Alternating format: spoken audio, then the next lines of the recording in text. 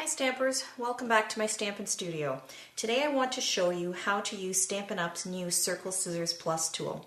This is an absolutely amazing system that you can use to cut circles of pretty much any size all the way up to 6 inches. When you buy your Circle Scissors Plus, it comes in two separate pieces. So you've got your actual Circle Scissors tool and you've got Stampin' Up's glass mat that comes with it. Now with your Circle Scissors Plus, so this is what it looks like. You also have the cutting piece, and it also comes with a pencil tool that you can insert a pencil or a marker to draw your circles. So today we're just going to focus on the cutting tool. So I'm going to hold this close up to the camera so you can see what it looks like. You can see the blade at the bottom, and it's got a plastic protective cover on it, and you just slide that off when you're ready to use your blade.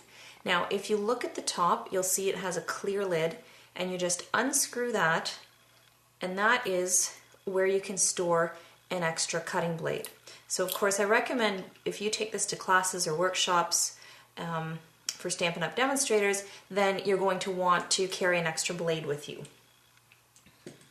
Now let me put this aside for a minute and grab a sheet of cardstock. Now one of the things that's important is you want to make sure your cardstock is securely attached to your glass mat so that it doesn't swing around when you're trying to actually cut your circles.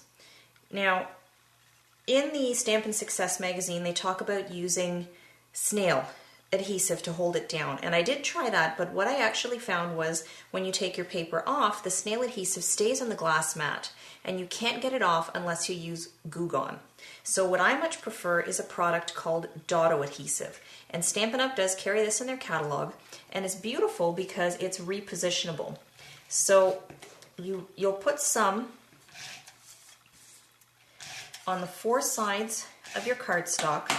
Now I'm going to hold this up to the camera. I don't know how well you'll be able to see it, but where my finger is pointing, you'll see that it's a series of small little dots.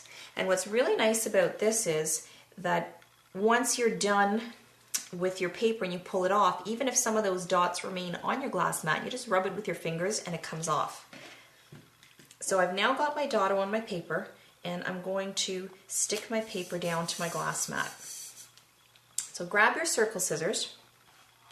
Now, when you have your Circle Scissors Plus tool in front of you, this is the part, the rubber, that you're going to hold down when you're actually cutting. So you want to make sure that it's on your non-dominant hand. So I'm right-handed, so I'm going to make sure that this is positioned towards my left so that I can hold it down with my left hand.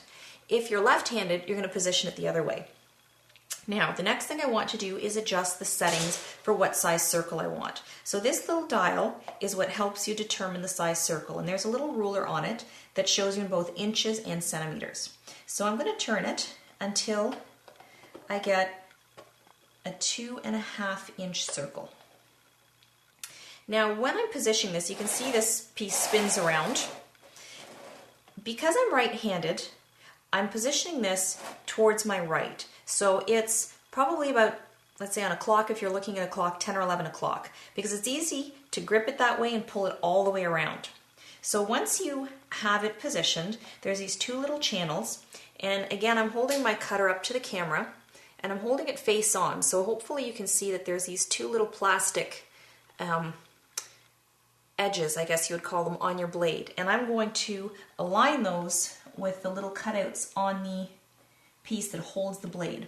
So I now have it in place. So when you actually want to cut, you're going to hold down your Circle Scissors Plus on this rubber grip here.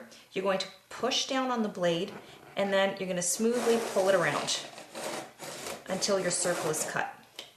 Now, if you want to create a ring rather than just a circle, you're going to take out your blade piece, and then you just turn this, and I want to create a 1/4 inch ring. So I've turned it until I'm at 2 3/4 inch, and then I'm going to insert my blade back in there, push down, and smoothly slide it around. Now the key when you're doing this, when you're doing rings like that, is you don't want to move your Circle Scissors Plus, otherwise you'll mess up your whole ring. So you'll see now that it's cut a really nice ring, plus I have my circle. Now you can cut circles that are as small as a 1-inch diameter. The only thing when you're doing this is it's a little bit more tricky. So I'm just going to reposition my paper. I'm going to move it kind of to the side. And I'm going to put my tool back on top. And I've already adjusted the dial so that it's 1 inch. I'm going to stick in my blade. And I'm going to start again towards the right, push down, and pull it. Now you'll notice when you're working with small circles that you have to tug a little bit, and it's actually developing a feel for what the circle scissors is like. So you just put it on your paper, hold it down, and then pull it around. And of course the whole time you want to make sure that you're holding your circle scissors plus firmly so that it's not sliding under your cardstock. So here's a small circle. So as you see, it's a very easy tool to use. It just takes a little bit of practice to get the feel for it for the smaller circles, cuts big circles, and rings like this like a dream. In another video, I'll show you how you use this tool for putting your pencils and actually drawing circles in there. I hope you found this video helpful, and I look forward to stamping with you again.